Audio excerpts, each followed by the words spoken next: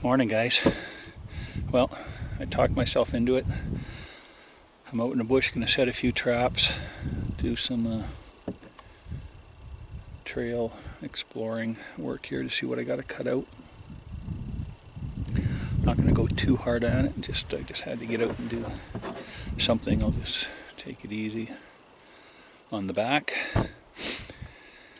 An absolutely beautiful day. Ponds are still all iced over. I mean, some of it iced over last night, so it's but most of them are still completely frozen solid.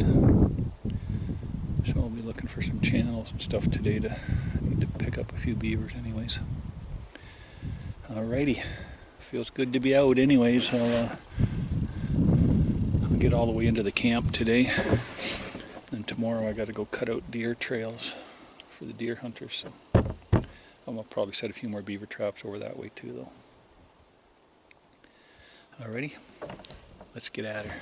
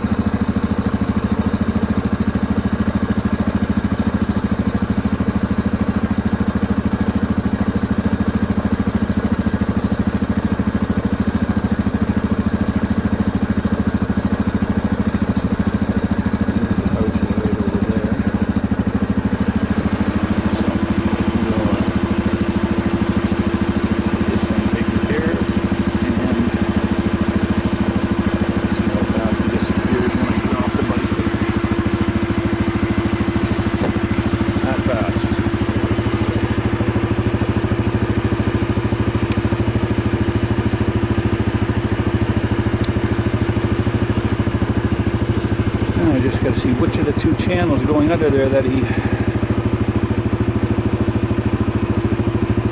went through. So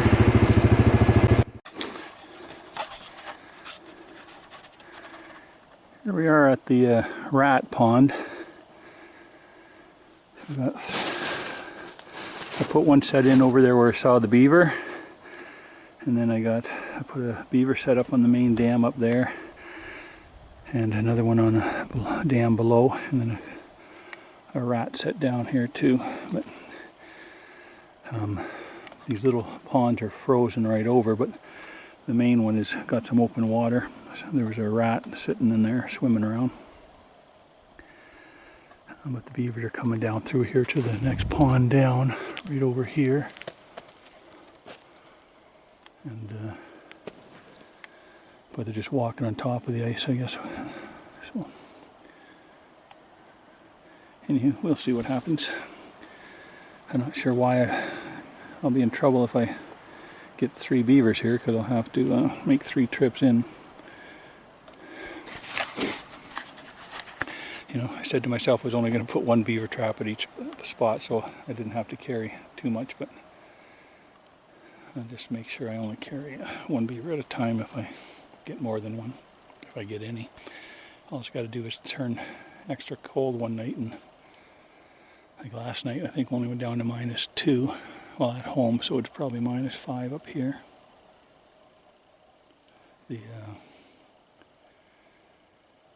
But the night before was -10 at home, so it was probably 13, 14 up here. Stupid October weather. pond had been frozen since about the 7th of October up here.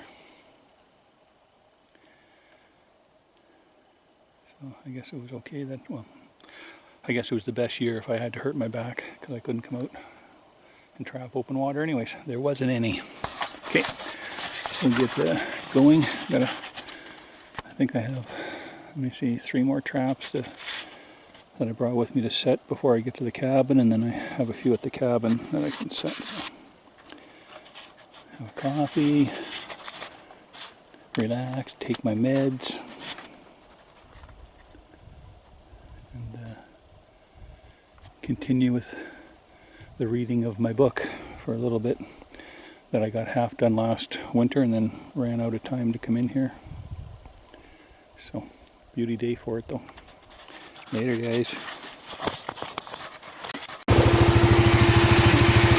Here, if I was staying the night, here would be my normal supper for night. I don't know if you can see him yet.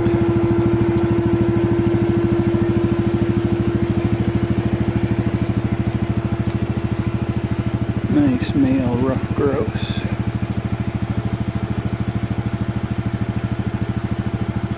Where are you?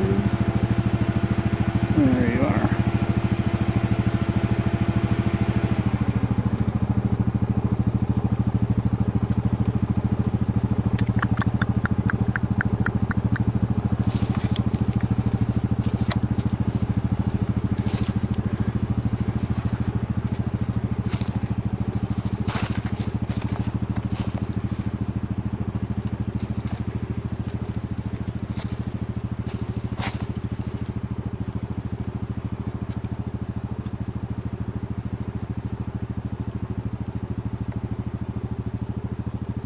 Best eaten in the bush, right there.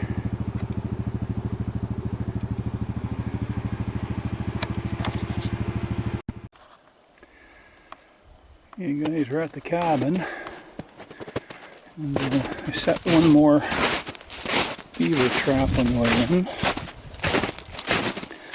I'm just going down here. There's a couple ponds I stopped at, there was nothing there. Just water too low and the wolves probably got the beavers. But I know there's going to be beavers right in here. Right around the corner there will be a house in there somewhere. I'll go take a peek at it and see what traps I need.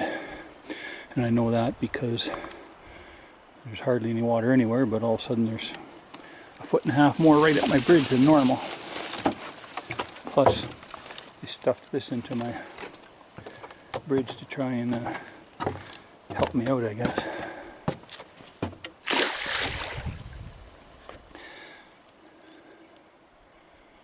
Anyways, well, that's cool. If the water stayed open a little bit, in another week I can put a mink set on that log right there.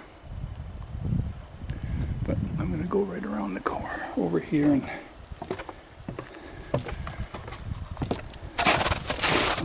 see what I need to make a couple sets in there.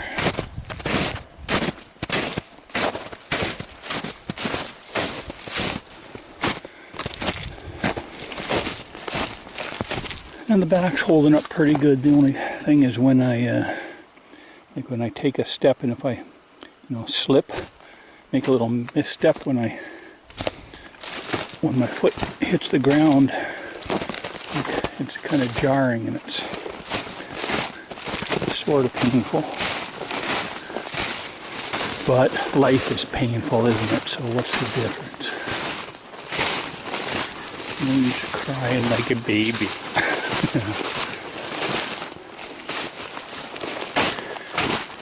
Okay, Mr. Beaver's house, where are you? There's a feed bed right there. So I'm guessing. Yeah, I got the water built up in here pretty good. Here's the house.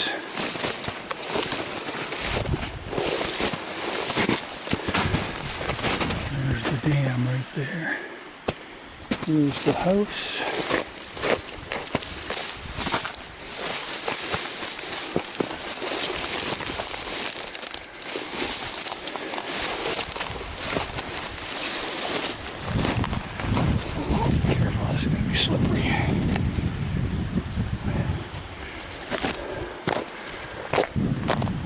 looks like an entrance right there. It's a pretty good feed bed. And you see there it's holding back about 3.5 feet of water. I am going to tear that out a little bit because I don't need them to keep flooding it more than flooding out my bridge. I might as well take the beavers out before I... You can see right down there, you see where they got it on the bottom there. You can see some gravel. Wherever you see clearing gravel, you know there's an entrance there.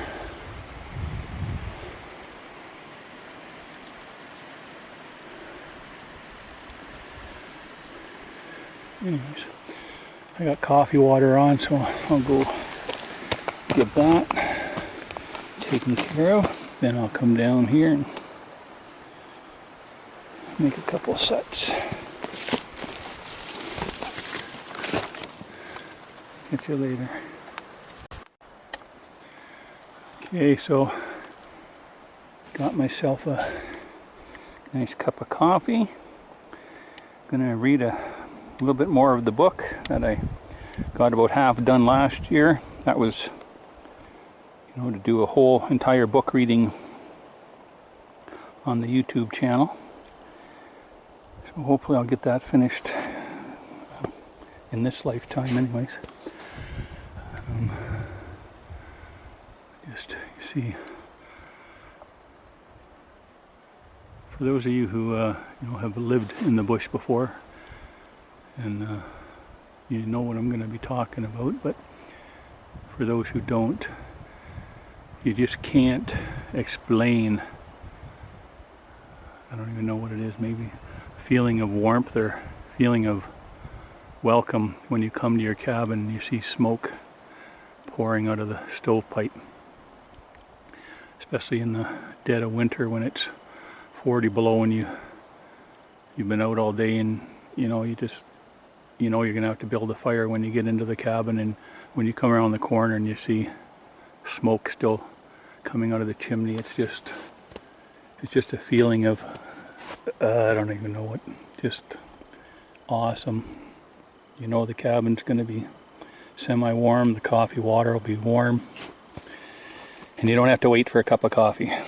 But anywho, I'm gonna, like I said, do a little bit of reading here, and then so the view in the second half of the book will be a little different. The other half was done inside the cabin with the fire going, but out here I'll just have all this over here in the background for something different until it gets too cold, then I'll be back in the cabin again. Alrighty, I'll get this camera set up. Okay, so I got a entrance set over there at the house. I'm just down from the dam, as you can see. Now I was setting this trail when I went to walk back, and I actually stepped right through here. We've got a Beaver Bank feeding station, you know, where they dig under the bank so they can have a safe place to eat. So, like I said, it's, you'll see here, it's a hollow spot there. Hey guys, oh, sorry on that last one, my battery died, so I had to wait to get my new one back, or my fresh one. But here we are. I don't know if well, I know I have. I've mentioned several times about the big area. It's about maybe 5 miles by 2 miles in the middle of my trap line. That is, you know, the last really big patch of standing forest that hasn't ever been cut over. And you know how I don't trap martins in there at all. I leave it for a breeding area and just take out all around it. But this is, I think I told you last year that the companies were going in here to harvest the wood. This is the area here that I was talking about. This is all part of it.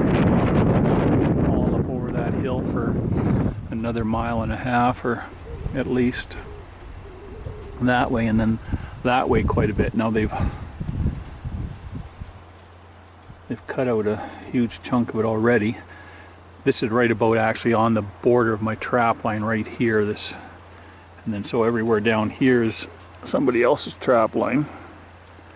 Mine is all up that away. It looks like they've only cut, you know, a couple 100 yards this way, but I'm fairly certain, if I remember the map correctly, that whole hill, everything down all that way and down this way to another couple miles. But I'm getting low on gas, so I'm gonna have to turn around. And